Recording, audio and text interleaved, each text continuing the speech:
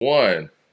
Yo, what up? What up? Mike check 1 2 1 2. It's Mike D here. I got Ronvè on the side here. How you doing, sir? I'm good, man. I'm good. Now we had to, and we'll just go right into it. We had to recalibrate and come back, and I think we're gonna do this in this series a lot, right? Due to the comments from the Illmatic breakdown that we did of the production and the just the overall production scape of Illmatic and doing a whole breakdown on that specifically. It was brought to our attention that DJ Premier had done a whole dissertation, if you will, on the making of Represent. Represent was the one song on the album that we spoke to in length, but we didn't feel like we had a lot of background information on it because not a lot of people spoke about Represent in its origins. And then, one of our trusted followers said, hey, DJ Premier did a whole breakdown of Represent and where it came from 3 years ago. So after seeing that, I have somewhat of a different perspective after seeing it yourself, Ronvè. What were your thoughts on, I guess, how we covered Represent initially in its production and what you saw? It's funny because I actually remember seeing that because I do follow that series from Premiere because he's done a lot of. I love seeing him just break down his classic catalog anyway. And Hmm. Primo. I don't know if you know, but Primo's my favorite producer, hands I down. know. So I'm a Primo dude, man. Yeah. And so seeing going back to this, it really more or less solidified and validated everything that we said that was more coming from a place of just our instinctual takeaway from it. It sort of validated just how high we hold that song in regard and why. I think a beat can make or break a song, and this is a perfect example as to why. I think that my biggest question when it comes to this song in particular is, would the lyrics have been received the same way had it not been for the beat? Because I listened to the original beat, and it's not that I don't think the beat is whack. I just think it gives you a different feel. Hmm. And there's something there's something simpler about the album version, but there's something urgent about the album version that lends itself to exactly what Nas is actually saying over the track. So when he says straight up shit is real, and any day could be your last in the jungle, get murdered on the humble, guns and blast, niggas tumble, you feel like the beat supports that in a way that makes it more, that almost puts you on the edge of your seat in a way that the original, and again, it's not that the original is whack, it just, the original feels like just a typical 90s boom bap joint that sort of lacks identity in that way. And I think we all can agree they made the right choice to For go with the sure. remix. And it's the why for me, right? Like, well, first of all, I want to acknowledge the fact that I didn't know the order of when DJ Premier, I guess not when, but the order of the songs that DJ Premier presented to Nas. So Represent comes first, New York State of Mind comes second, and Memory Lane comes third.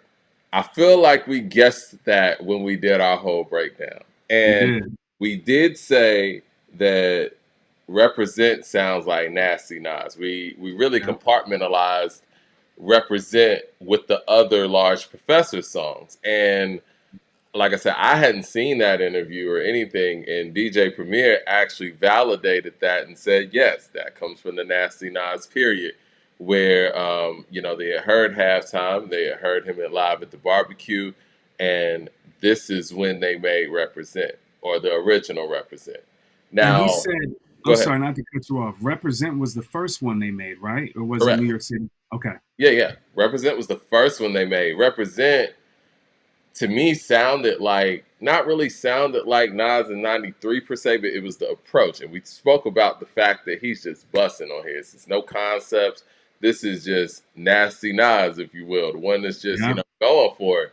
And Represent to me is the epitome of that. It's probably why it was always my personal favorite on the album. Yes. But you could Yes. tell that this is the first time that he's stepping outside of, rhyming over Large Professor beats, and he's rhyming over a DJ Premier beat. This is a guy from Gangstar. Let me step it all the way up. And this was his approach. And it's funny that you can hear those things when you're just hearing the album, you know what I mean? And Right. hearing the relationship from song to song. Sorry about that, guys. I don't know why Max just, connect with everything, man. I gotta stop my text messages or something. My joint be blowing up. But anyway, Represent. That was one of the takeaways. The fact that we were able to identify that it was Nasty Nas on those records, and kind of identify the different sections that this album was recorded in. We compared it Right. to the Ready to Die thing, where you could tell the stuff that was from the Uptown era, and you could tell the stuff from the Bad Boy era. Not that that makes it, any, bad or good. It's just a great combination of things, and those are things that our ears pick up. Now, what was most impressive to me, or one of the things that stood out most to me, is the fact that Q-Tip's involvement in the project made DJ Premier change up his beat twice. Now, DJ Premier produced 3 songs on Illmatic, Represent, New York State of Mind, and I'm about to say Empire State of Mind, New York State of Mind, and Memory Lane. And on Memory Lane and Represent, he changed the beat both times. So there's 2 different versions, right? And the reason that he stated for changing the beat for Represent was the fact that he heard the sample. I don't even think the full song, but just the sample that Mm-hmm. Q-Tip was running with on One Love. And he said, no, I got to step it up. And there was a similar story on Memory Lane as well. The fact that it was more of a competitive thing. But saying all that to say, Right. I do agree with you. That first beat ain't bad. But when I listen to Illmatic and I think about Illmatic, I don't think it's at an Illmatic level. And DJ Premier obviously didn't think it was at an Illmatic level either. But I think it's great that you have Q-Tip's involvement or whatever it was that inspired DJ Premier to step it all the way up. You need those things. And that shows how having the producers that he had on this album not only worked for the individual tracks that they were on, but it also helped other tracks that those producers weren't even on. Right. It's amazing, like I said, that Q-Tip's presence had something to do with, that beat sounding the way they ended up sounding. And shout out to DJ Premier for, listening to all those things and thinking about how this song would stand out or be in the scope of the album. Because I'm going to be honest, like, that beat to me doesn't sound like it's good enough to be on Illmatic based on the finished product that I heard of Illmatic. No, same. Um, Um, I got a question. yeah, go ahead. What? How do you think, if at all, how do you think even Q-Tip's involvement in Illmatic and his influence on Primo's work, just on that album, how do you think that then influenced Primo's work moving forward? Because the thing that I notice in general with Primo is I feel like he really, because Gangstar at that point was a couple albums deep, or at least Hard to Earn was about to drop. So for all intents and purposes, that album was close to completion. But I feel like he really hit his stride in 9-5, and like really like that that era, especially the beats that he did for other artists, are so just insane. Whether Big, obviously Nas, Jay, he gave Group Home Heat. We're talking J. Rue the Damager. Like it feels like once 9-5 hit, like basically 95 through like 99, 2000, I feel like is like a really strong year for him just in terms of production and beat making. How much do you feel like Q-Tip may or may not have had just in its approach to projects. I think a lot, and I've said this before, and maybe I was saying this as a fan, but this is deeper evidence that Q-Tip's actually the Dr. Dre of the East Coast, and Mm-hmm. interesting because all of these other guys, I knew them as producers growing up. Whereas when it came to Q-Tip, I had no idea how much he was doing production wise.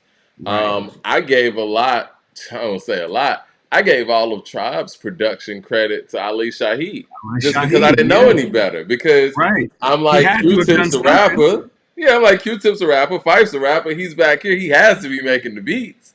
Right, And come to find out, walking into Illmatic, Q-Tip's actually the big dog here. He's the right, guy that everybody's like, oh, that's the best sample. That's the most creative sample. Oh, I need a track from Q-Tip. And when we look at it, he's kind of I mean, before I even knew how involved he was with Mobb Deep's The Infamous and all of that, like walking into Illmatic, he is kind of that the center of the universe, for lack of a better term. Pete Rock is Pete Rock, of course, and I think he's the other big dog on there. But it seems that Q-Tip is the one that everybody's chasing, and DJ Premier has kind of validated that notion twice and represented another time for that. I mean, we heard Large Professor say that One Love is the best sample on the album. And we already know that Pete Rock and Q-Tip. I don't know if they had like a a friendly competitiveness, but it was always everybody was working together. I mean, I don't know if you heard the story about the sample for "We Got the Jazz" that comes from Pete Rock, but Q-Tip took it and did what he did to it. That's why he was like, right. Pete Rock for the beat, you don't stop. But it seems like with this album, Q-Tip is looked at as the evil genius, if you will, and he's the Yeah, mark. And I do think that that had a lot to do with how Premier moved forward. I think the Premier took that, I don't want to say influence, but that momentum and that inspiration and really ran with it.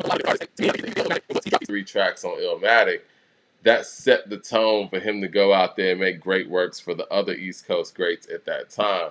And yeah, I do think that Q-Tip had a lot to do with that. Now, on the flip side of things, I think what was going on with Q-Tip's group at the time, I don't want to say hindered him, but it kind of kept him more focused on his group than on production and going out doing a lot of the things production wise that DJ Premier was doing.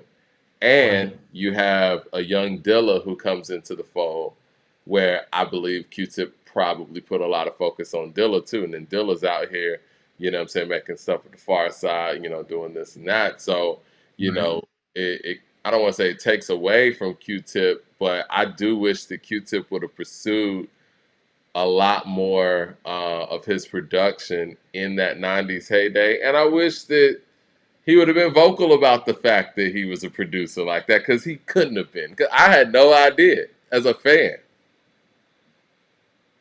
I thought he just Yeah, randomly yeah. produced One It. Love.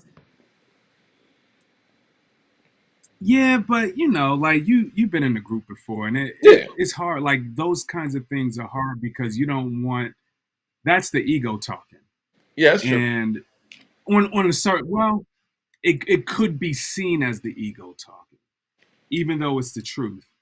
And I think I don't know Q-Tip as a person, but he does strike me as he definitely seems confident in his craft, but I think he also understands that political part. And you don't want to be, even though he might be the one doing all the work, you know, it also doesn't come across the right way publicly.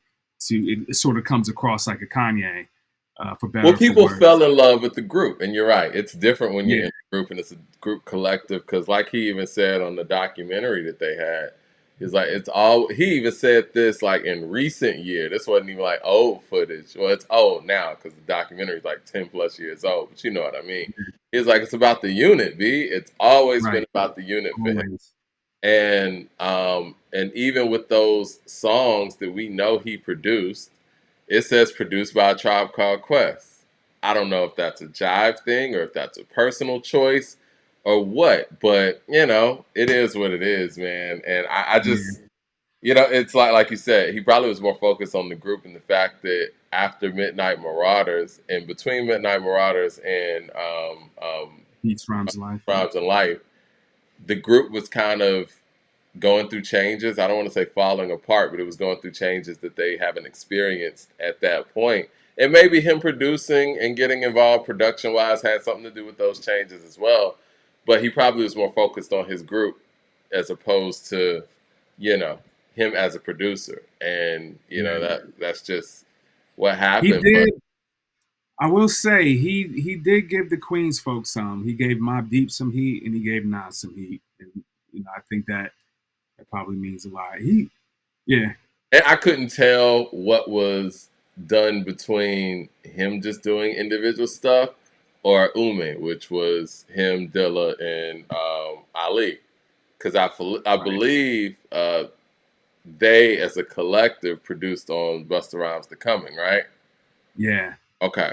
And so that's where the confusion was. And I get it. Like you said, when you're in groups and it's about the music, it's about the collective. He wasn't right. thinking about that, but it's just funny to hear these stories like 30 years later, and you're like, oh man, back then Q-Tip was the guy, and we didn't Yeah, even acknowledge that. Like we were always talking about Premier, Pete Rock, even Large Professor in terms of this project, but really Q-Tip being on this project changed everything. yeah, even absolutely. It would even have Cream's production, which changes what happens after that. So those are right, some right, really good nuggets that we did get from Premier's Represent episode. I wish we would have had that when we actually recorded. But again, this right. is going to continue to happen as we cover albums, and we're going to do College Dropout next. And we appreciate the engagement and people putting in the comment section, further research because that way we can get it right. You know what I'm saying? Yeah. No, absolutely, Is absolutely. there something else that we were missing from that represent? Because he changed the beat.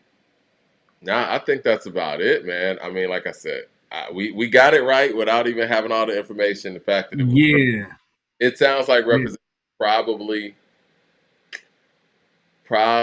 the fourth album song recorded on the album. Excuse me. This is Yeah, my guess here. We got halftime first. right, I think One Time for Your Mind happened second. I believe right. the earlier It Ain't Hard to Tell, which For the is, town. I Will Prevail, Under or Nas Will what's that? Prevail. Understanding? Oh, Nas will prevail. Nas Will Right. Prevail. I feel like Yeah, that's third. Then yeah, here comes Premiere, we got Represent. yeah. After Represent, I feel like, what happens after Represent? Ooh, hold on. Let me go. I feel like Um, I feel we like it might be could be The World Is Yours after Represent. yeah. And then I mean this is also excluding the songs that were cut, right? Like this Right, right, is right. I'm not counting the those. Yeah. yeah. It could Probably be, yeah. It could be that. You know what? And honestly, I'm thinking about the sound and the sonics and the way he's coming through. Honestly, it could be New York State of Mind after Represent. that's what I'm thinking. Yeah, either New York State of Mind. It ain't hard to tell. Was that you think that was towards the end? Well, I know that there's a demo for Nas Will Prevail, which is It Ain't Hard to Right. Tell. So I feel like that came right after. I feel like that might have come third because Yeah. there's a real early version of that out there, and I'm counting that. You know what I mean? Yeah. Is that He did change some of the I was yeah, gonna say he did change some of the lyrics on there too. So but just the conception of the song. yeah, yeah, yeah, absolutely. Yeah, so Absolutely. I'm gonna say yeah. Halftime happens first. One Time for Your Mind happens second. Nas Will Prevail, which is It Ain't Hard to Tell, happens third. I think Represent happens after that. I feel like New York State of Mind probably happens after that. Then we get The World Is Yours. Right. Then we probably get Memory Lane, and then Life's a Mhm. Bitch. Did I leave off anything? No, that's it. Oh no, I left off One And Love. then, I left off One Love. oh, and one, yeah, one love. Uh, One so love. I feel like after it ain't after the Pete Rock joint, The World Is Yours, Probably then we after the probably beat. get One Love. Yeah, Yeah, yeah. because I did hear Premier, and correct me if I'm wrong, say that One Love had something to do with the way he approached Memory Lane as well. Okay. So yeah, so I believe that's probably, and the last one's Life's a Bitch. So I Yeah. like to kind of figure out, what songs were recorded first, second, third, and fourth. But I think just based off of what Yeah. we heard in these accounts, I mean, those are plausible guesses or You hypotheses. know what I love about what I love about the Illmatic, learning about the Illmatic process and what makes it different from a lot of processes that we've heard about and read about. How how connected and in sync the producers were, Yeah, especially these days. You're just sending in beats, like producers, y'all might know each other, but a lot of times producers are, you have a connection to the artist, but you don't have a connection with each other regarding the project that you're working on. You might be able to, you might even hear something that someone did, but it really feels like these producers, there's that iconic picture of them in the studio, it feels like they all were in the same room, at least at, a couple of moments, right. and had an in-depth discussion on the direction, the sound, and just what they want to, how they want to lay this out collectively, almost working as one unit. I And mean, that is DJ just so Premier took the album to get mastered. to get mastered. Yeah, I didn't know that either. But right. again, that shows you how closely they were working. Yeah, nah, man, I love that. I love any process that involves the artists and the producers in the same room. Like, it's the reason why I love hearing about the Chronic sessions and Doggy Style sessions. Same idea. I think Wu Tang works the same way. It's an old school way of working, apparently, but you just get the same. You get such better results Let me ask with you this so we can go.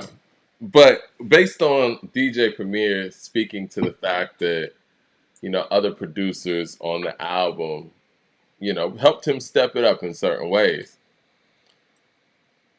Do you think that we need the Nas and Premier album solely, or do you think that it might need to be a mix of a few different producers with, let's just say, Premier handling a bulk of it, to kind of inspire Premier to make sure that this first track is the one? Because I feel like I mean, based on Premier's accounts, if these other producers weren't on these projects, then the first Represent beat would have made it, and maybe that other Memory Lane beat would have made it too, right. without having to make a second one.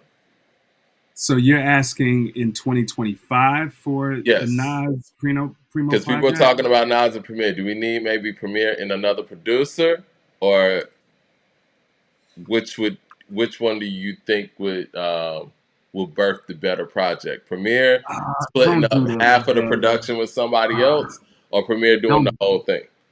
bro. Don't do this to me, because I'm gonna keep it all the way real. And I preface this by saying Primo is my favorite producer ever, Period. hands down. Period.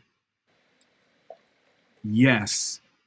And I only say that because Moment of Truth comes to mind, which is my favorite, personally, one of my favorite albums, any genre, but definitely one of my favorite just rap albums. And he didn't handle all the production on, and it's a long album, but he Yeah. didn't handle all of the production on it. Like Guru did some of that, and there were, so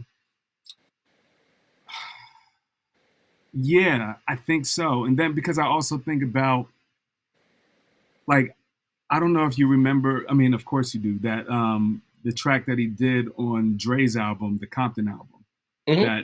that we all hate, the album that we all hate. Yeah. But the song that Primo did that he collabed with Dre, to me, that was one of the best songs on that album. I think it's called Animals, and it had Hmm. Anderson .Paak on it. But and that was like the dopest Primo beat that I heard in a minute. Like and Primo, he's made. It's not to say that he hasn't made. He's made some heat, um, but that was one of those tracks that like stood out, and I knew immediately just off of the drums and the way the sample was chopped. I knew that it was a Primo beat, but there was just something different about it. There was a polish to it. Hmm. All that to say, yes, I think that Primo he seems like a producer that feeds off of the energy of Yeah. others around him and needs that energy to allow him to step his game up, because if left to his own devices, yeah, he might just give you whatever he gives you, and then Yeah. that's it. Yeah, he's competitive, and that's not a bad thing. You know what I mean? Like, I think Yeah, it's admirable of him to even speak to this in this way, because some folks would just say, "Well, nah, I just changed it," but he was, respectful and honest enough to say, "Yeah, I listened to the stuff that Q-Tip was making, and I was like, yo, let me change this up a little bit and step it yeah, up."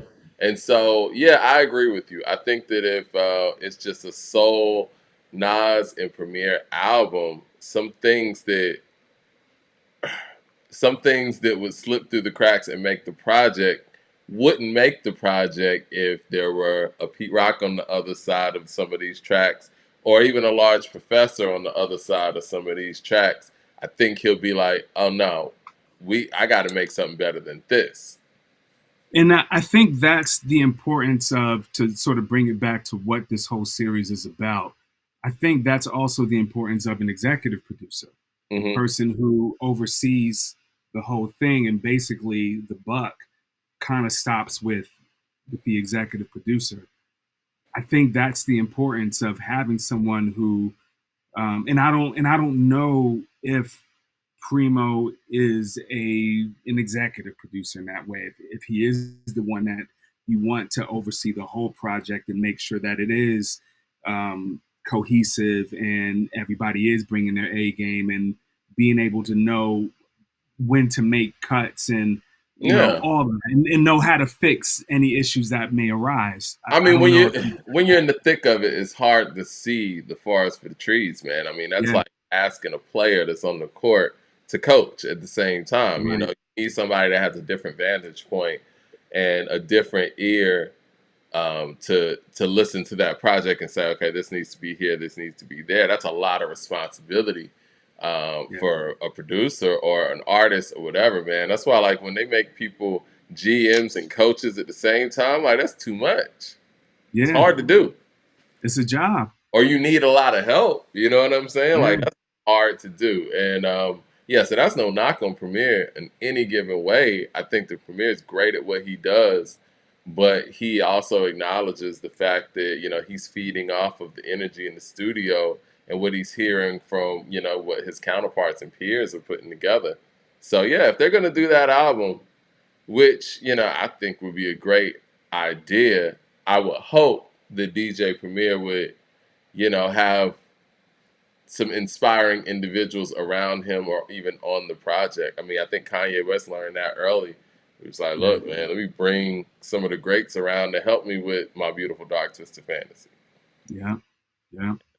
Yeah. All right. Well, speaking of Ye, we are going to be doing the college dropout next. We're debating whether we're going to do To Pimp a Butterfly after that, but let us know what y'all think we should do. We definitely want to hit the 80s too. My vote for the 80s is It Takes the Nation. Yeah, We definitely got to do Doggy Style. We definitely got to do Low End Theory. low and theory. Yeah. Yeah. Um, yeah, let us know in the comment section what you think. Am I leaving anything out? Man, there's a million. I got a whole. I got a whole list of them, man. I honestly think "Dark as Hell," "It's Dark and Hell It's Hot" should be studied. That's one of my favorite albums from a cohesive standpoint. Oh, Um, I agree. What do you yeah, think about "Ready to Die" from a production yeah, standpoint? mm-hmm, The singles are absolutely. very the singles are very important in that sense. The remixes are important in that sense. The re-releases. I don't even really know how to approach "Ready to Die" with so many different versions out there. Do we approach it Yeah, from an original standpoint, or just what we see as the final product now? I think uh, what we what was the final product? Yeah. What do you mean?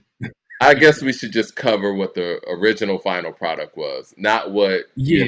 like. Because if you go get Ready to Die now, you're gonna have the One More Chance remix on there. Oh yeah. Nah. Nah. Nah. Nah. Gotchas on there, and Nah. so what they did after the fact was kind of clean up some of their mistakes. Yeah. Yeah, Yeah. No. No. No. No. No. I'm for whatever version came out in '95. The one yeah, that was well '94. '94.